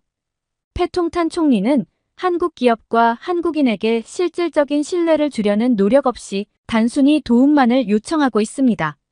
이는 마치 뒷문으로 손을 내밀어 도움을 구하는 것과 같죠. 그녀는 이렇게 하면 자신의 역할을 다한 것처럼 생각하는 것 같아요. 강의실 안에 작은 술렁임이 일었어요. 학생들은 서로 눈빛을 교환하며 이 날카로운 비평에 대해 놀라워하는 것 같았죠. 교수님은 계속해서 전문가의 의견을 인용하셨어요. 태국 국민들이 일자리를 잃고 어려움을 겪고 있을 때 다른 나라를 탓하기보다는 내부적인 문제를 해결하는 데 집중해야 합니다. 예를 들어 부패한 왕족, 군사 쿠데타 정부, 그리고 태국의 상류층인 하이소의 재산을 국민을 위해 사용하는 것은 어떨까요? 저는 손을 들고 물었어요. 교수님, 하이소라는 말이 나왔는데 이게 정확히 무엇인가요? 교수님은 고개를 끄덕이셨어요. 좋은 질문입니다. 하이소는 태국 사회의 상류층을 일컫는 말이에요. 좀 더 자세히 설명해 드리죠. 교수님은 칠판에 하이소라고 적으셨어요. 이는 하이소시어티의 줄임말입니다. 태국에서는 경제적, 정치적으로 영향력 있는 엘리트 계층을 가리키는 말이에요. 하이소는 주로 세 그룹으로 나눌 수 있어요. 첫째, 왕족과 그 측근들입니다. 둘째, 고위군 장성들과 그 가족들이에요. 셋째, 대기업 총수나 정치인, 가문 출신들이 있죠. 교수님은 잠시 숨을 고르시고 계속 설명하셨어요. 이들은 태국 사회에서 막대한 부와 권력을 가지고 있습니다. 예를 들어 태국 전체 부의 약 70%를 상위 1%가 소유하고 있다는 통계가 있어요. 이는 세계적으로도 매우 높은 수준의 불평등을 보여주는 지표죠. 하이소는 자신들만의 독특한 문화와 생활 방식을 가지고 있어요. 고급 외제차, 해외 유학, 명품 소비 등이 그들의 특징이죠. 하지만 이런 모습이 일반 태국인들과의 괴리를 더 크게 만들고 있어요.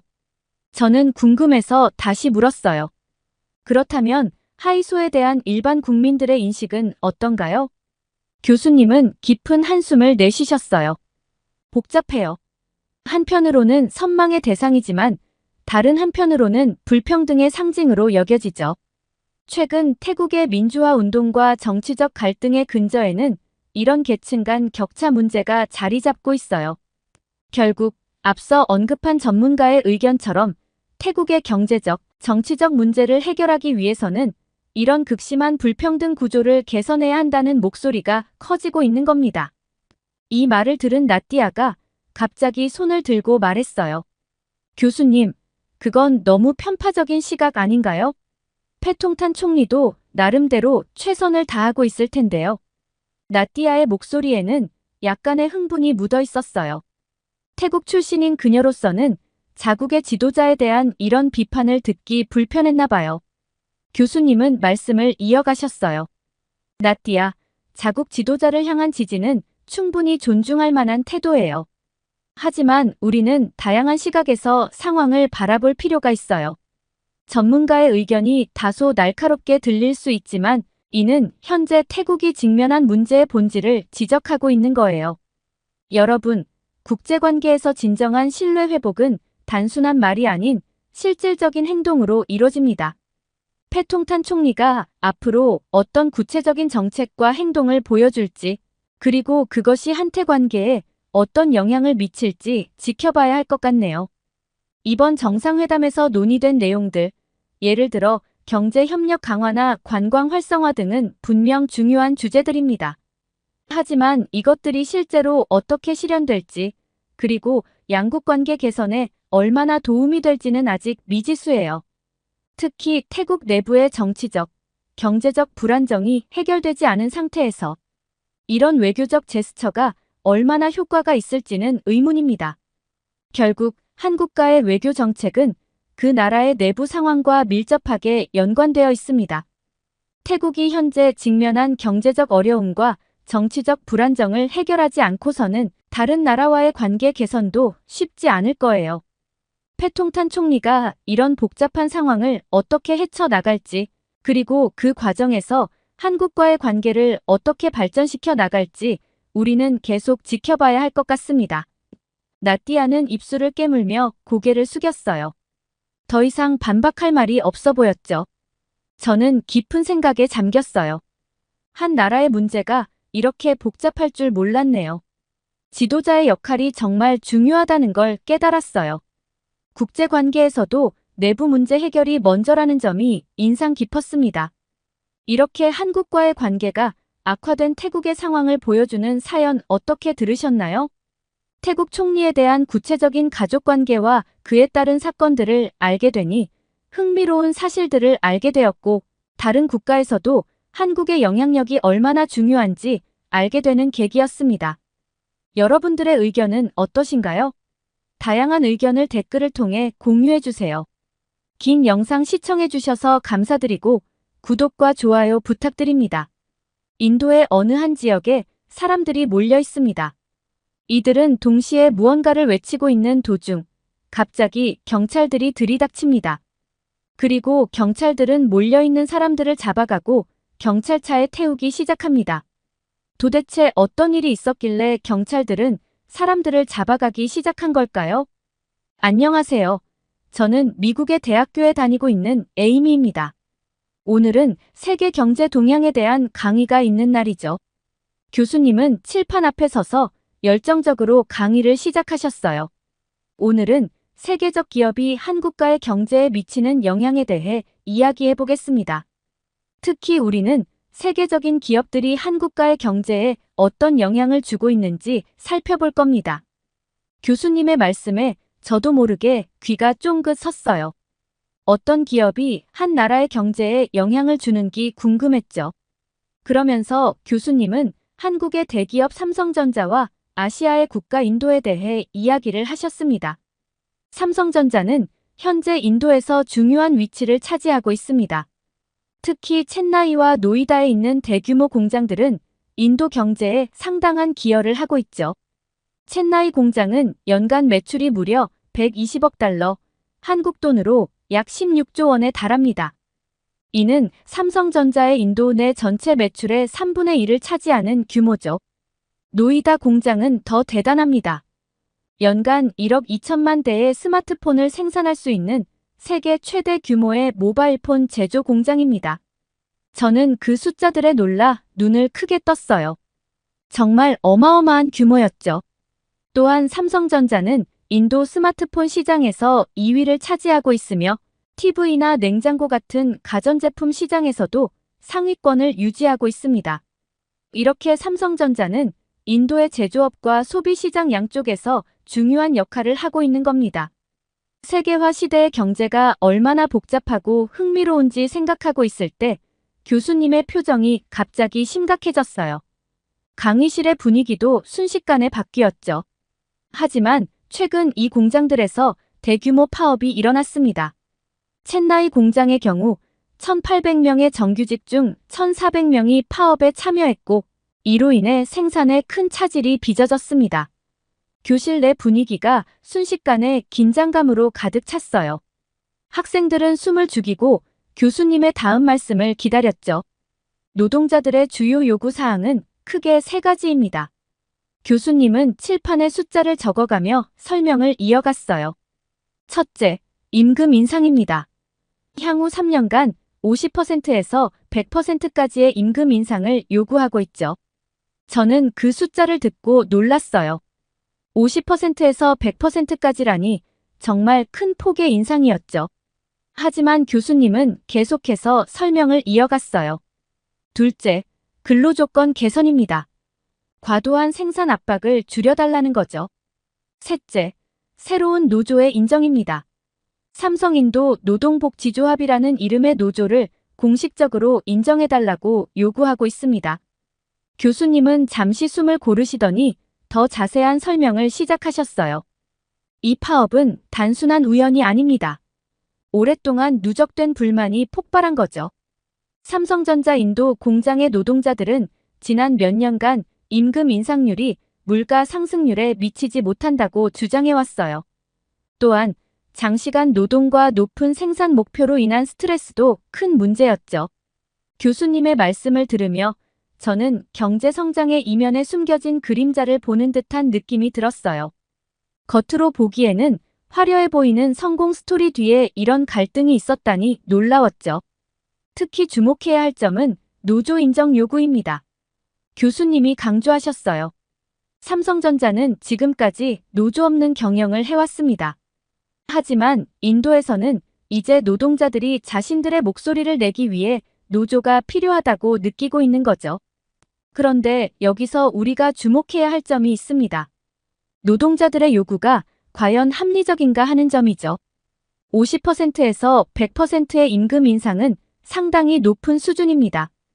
이런 요구가 받아들여진다면 기업의 수익성에 큰 타격을 줄 수 있어요. 교수님은 칠판에 간단한 그래프를 그리시며 설명을 이어가셨어요. 기업의 수익성이 떨어지면 어떻게 될까요? 투자가 줄어들고 결국 일자리 창출도 어려워집니다.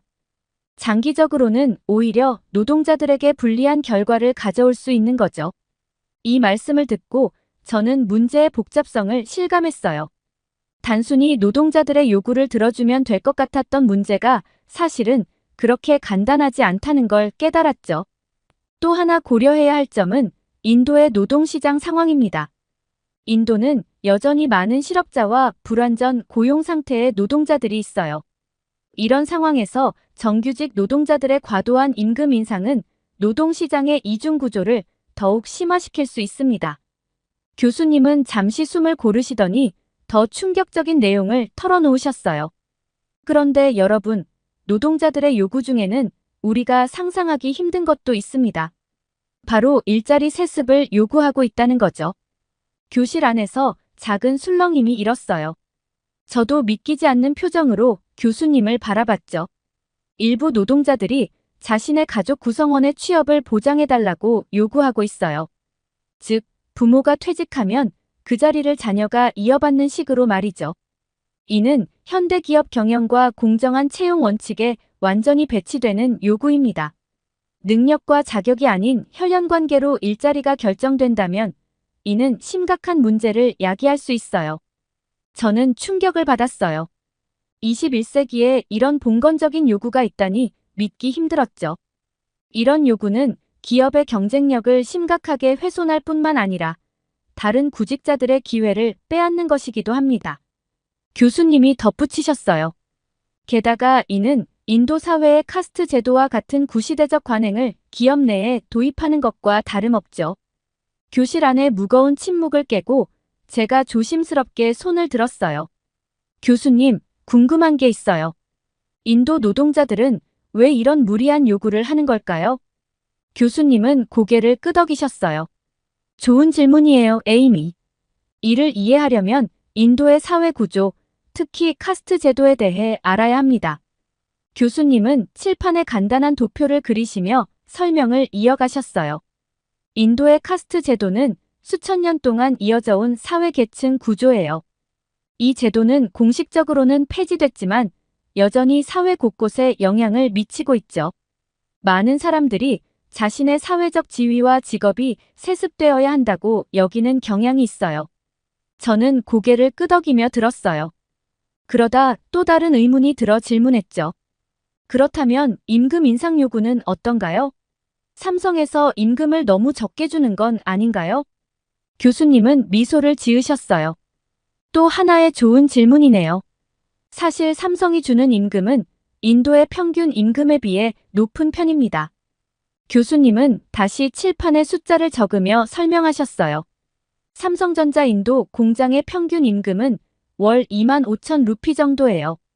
이는 한국 돈으로 약 40만 원 정도 되는 금액이죠. 반면 인도의 제조업 평균 임금은 월 17,000 루피 정도입니다. 저는 놀라움을 감추지 못했어요. 그렇다면 삼성이 주는 임금이 꽤 높은 편이네요. 맞아요. 삼성은 대체로 현지 기업들보다 20% 이상 높은 임금을 제공하고 있어요. 하지만 노동자들의 기대치가 더 높아진 거죠. 또한 인도의 급격한 경제 성장으로 인한 물가 상승도 한 요인이 될 수 있습니다. 이 설명을 들으니 상황이 조금 더 이해가 됐어요.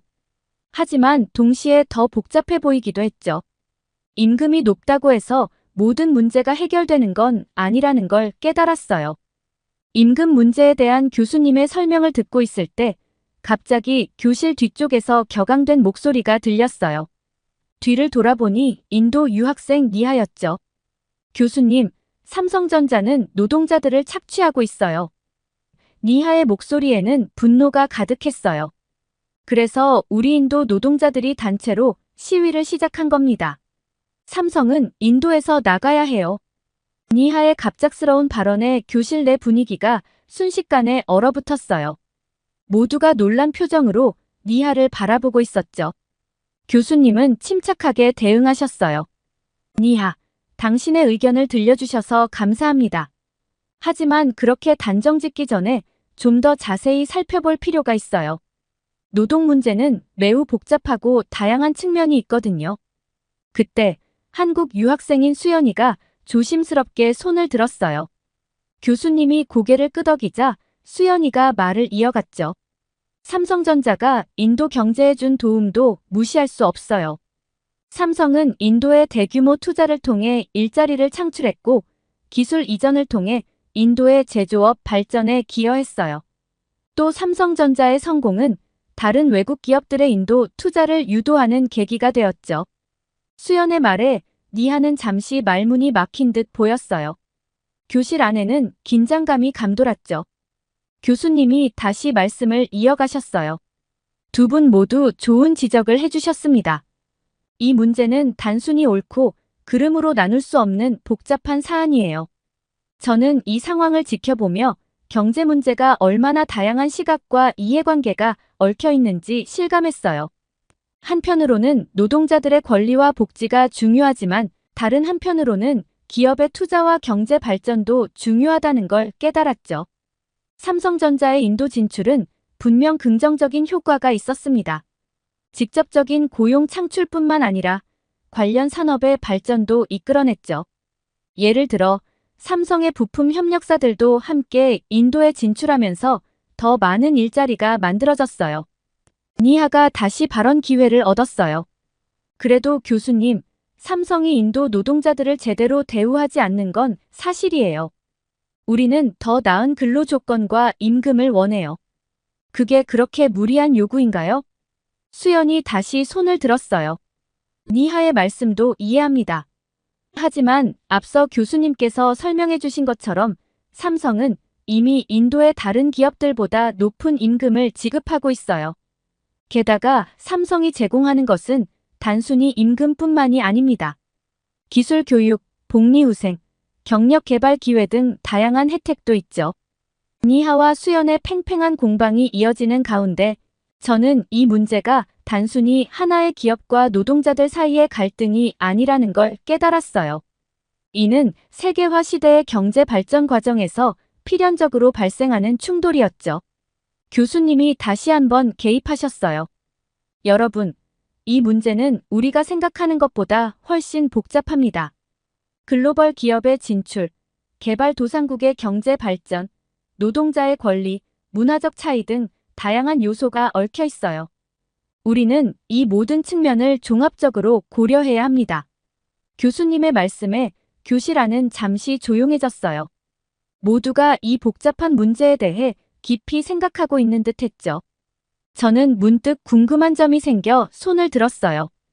교수님, 그렇다면 이런 갈등을 해결할 수 있는 방법은 없을까요? 교수님은 미소를 지으셨어요. 좋은 질문입니다, 에이미.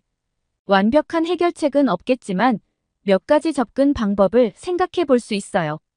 첫째, 기업과 노동자, 정부 간의 지속적인 대화가 필요합니다. 둘째, 국제 노동 기준을 준수하면서도 현지 문화와 관행을 존중하는 균형이 필요해요. 셋째, 장기적인 관점에서 기업의 사회적 책임과 지속 가능한 발전을 고려해야 합니다.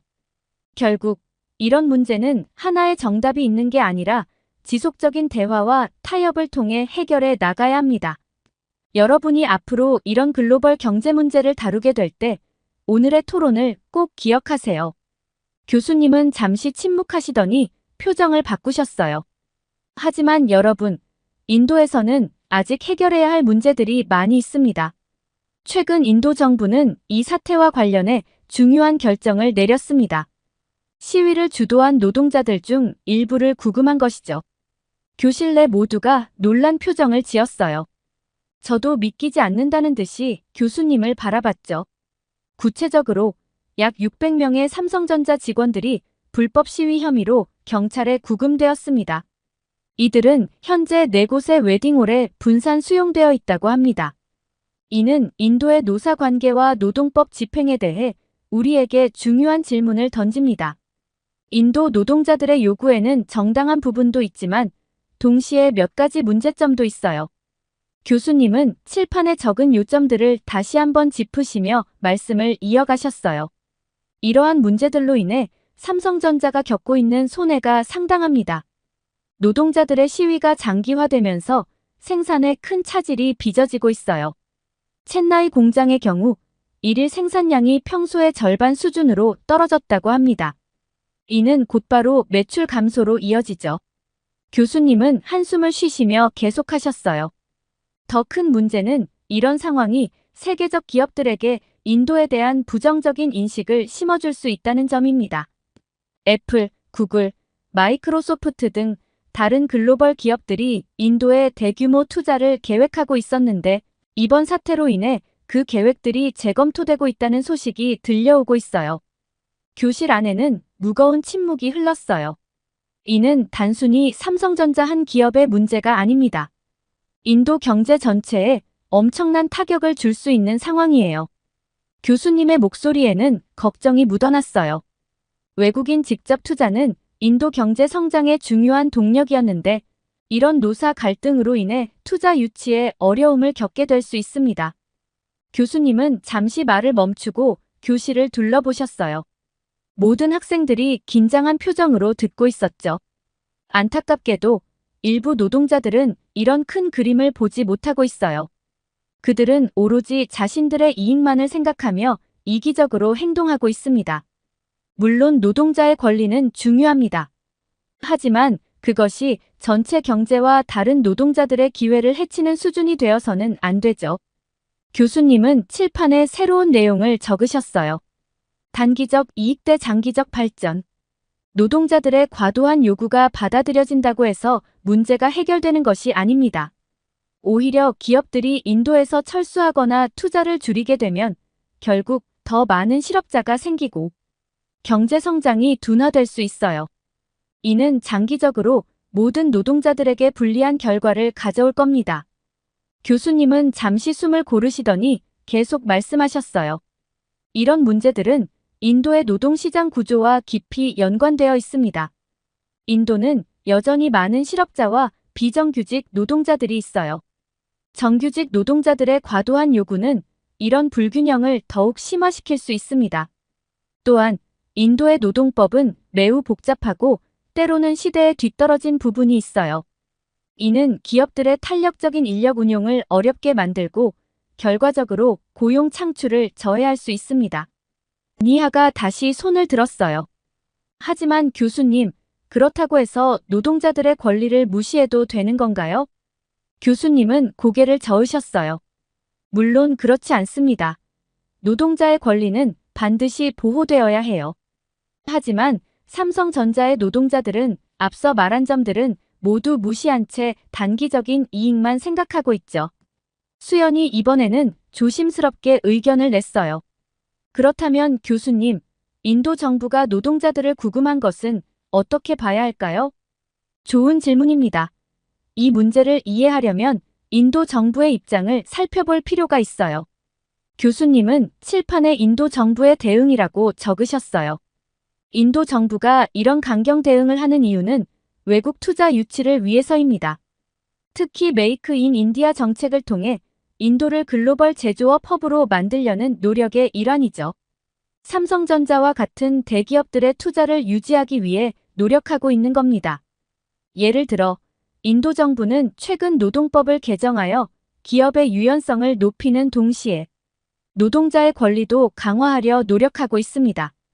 또한 세제 혜택이나 토지 제공 등의 인센티브를 통해 외국 기업들의 투자를 유도하고 있죠. 그런데 여기서 주목할 만한 점이 하나 더 있습니다. 인도 정부는 최근 인도 국민들 사이에서 일고 있는 삼성전자 노조에 대한 반감을 적극적으로 반영하고 있어요. 학생들의 표정이 놀랍다는 듯이 바뀌었어요. 네, 여러분이 생각하는 것처럼 이는 꽤 흥미로운 현상입니다. 많은 인도 국민들이 삼성전자 노조의 과도한 요구가 국가 경제에 해를 끼칠 수 있다고 우려하고 있어요. 특히 일자리 창출과 경제 성장을 바라는 젊은 층을 중심으로 이런 의견이 강하게 나타나고 있죠. 교수님은 칠판에 국민 여론이라고 적으셨어요. 인도 정부는 이러한 국민 여론을 반영하여 노조에 대해 더욱 강경한 태도를 취하고 있습니다. 예를 들어 최근 정부 대변인은 불법적이고 과도한 노조 활동은 국가 경제 발전을 저해하는 행위라고 공개적으로 비판했어요. 니하가 손을 들었어요. 하지만 교수님, 그렇다고 노동자들의 기본적인 권리를 무시해도 되는 건가요? 교수님은 고개를 끄덕이셨어요. 좋은 지적입니다. 물론 노동자의 기본적인 권리는 존중되어야 해요. 하지만 동시에 우리는 국가 경제 전체의 균형과 발전도 고려해야 합니다. 인도 정부의 이런 대응은 단기적으로는 논란의 여지가 있을 수 있지만 장기적으로는 인도의 경제 성장과 일자리 창출에 도움이 될 수 있다는 시각도 있습니다. 교수님의 설명을 들으며 저는 경제 문제가 얼마나 복잡하고 다양한 이해관계가 얽혀 있는지 다시 한번 깨달았어요. 단순히 옳고 그름의 문제가 아니라 다양한 측면을 종합적으로 고려해야 한다는 것을 느꼈죠. 결국 이 문제의 해결책은 모든 이해관계자들 간의 대화와 타협에 있을 것입니다. 정부, 기업, 노동자, 그리고 일반 국민들 모두의 입장을 고려한 균형 있는 접근이 필요해요. 이것이 바로 현대 경제학이 풀어야 할 중요한 과제 중 하나입니다. 강의실이 잠시 조용해졌을 때 니하가 다시 한번 발언을 시도했어요. 하지만 교수님, 삼성은 인도 경제에 혼란을 주고 있어요. 곧 추방될 거예요. 니하의 목소리에는 여전히 분노가 가득했지만 이전보다는 조금 불확실해 보였어요. 교수님은 고개를 저으셨죠. 니하, 그건 사실과 다릅니다. 오히려 인도 정부는 노조에게 더 이상의 시위를 자제해달라고 요청했습니다. 실제로 인도 경찰은 노조의 시위를 막기 위해 대규모 인력을 투입하고 있죠. 교수님의 말씀에 니하는 놀란 듯 했어요. 교실 안의 다른 학생들도 의외라는 표정을 지었죠. 실제로 인도 정부는 삼성전자의 투자를 매우 중요하게 여기고 있습니다. 삼성전자가 제공하는 일자리와 경제적 기여도를 고려할 때 정부 입장에서는 이 기업을 보호하고 싶어 하는 것이 당연해요. 교수님은 칠판에 몇 가지 숫자를 적으셨어요. 삼성전자는 인도에서 약 7만 명의 직원을 고용하고 있고 간접적으로는 20만 개 이상의 일자리를 창출하고 있습니다. 또한 연간 수십억 달러의 수출을 담당하고 있죠. 이런 기업을 쉽게 포기할 리가 없습니다. 니하는 말문이 막힌 듯 보였어요. 그녀의 표정에는 혼란스러움이 가득했죠. 더구나 최근 여론조사에 따르면 대다수의 인도 국민들이 외국 기업의 투자가 국가 경제 발전에 필요하다고 생각하고 있습니다. 특히 젊은 층에서 이런 의견이 강하게 나타나고 있어요. 교실 안에는 깊은 침묵이 흘렀어요. 모두가 이 복잡한 상황을 이해하려 노력하는 듯 했죠. 니하, 당신의 우려는 이해합니다.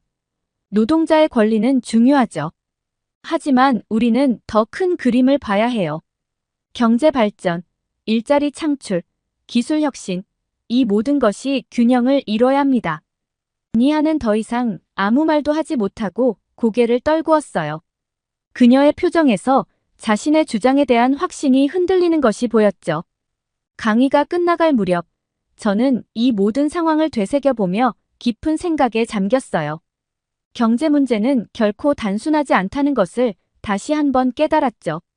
한쪽의 입장만을 고집하는 것이 얼마나 위험한지, 그리고 다양한 관점에서 문제를 바라보는 것이 얼마나 중요한지 알게 되었어요. 세계화 시대의 경제는 정말 복잡하고 때로는 모순적이에요. 노동자의 권리, 기업의 이익, 국가의 발전, 이 모든 것이 서로 얽혀 있고 어느 하나도 쉽게 포기할 수 없죠. 오늘 강의를 통해 저는 경제학자로서 이런 복잡한 현실을 이해하고 균형 잡힌 해결책을 찾는 것이 얼마나 중요한지 깨달았어요. 앞으로 더 열심히 공부해서 언젠가는 이런 글로벌 경제 문제에 대한 해답을 찾는 데 기여하고 싶다는 생각이 들었습니다. 이렇게 인도의 삼성전자를 상대로 노조가 파업을 한 사연 어떻게 들으셨나요? 인도 정부에서도 노조를 상대로 강경 대응을 하는 상황을 보니 해외에서 삼성전자의 영향력이 어느 정도인지 알게 되었고, 한국인 입장으로 바라보니 삼성전자의 위대함을 느끼게 되었습니다. 여러분들의 의견은 어떠신가요? 다양한 의견을 댓글을 통해 공유해주세요.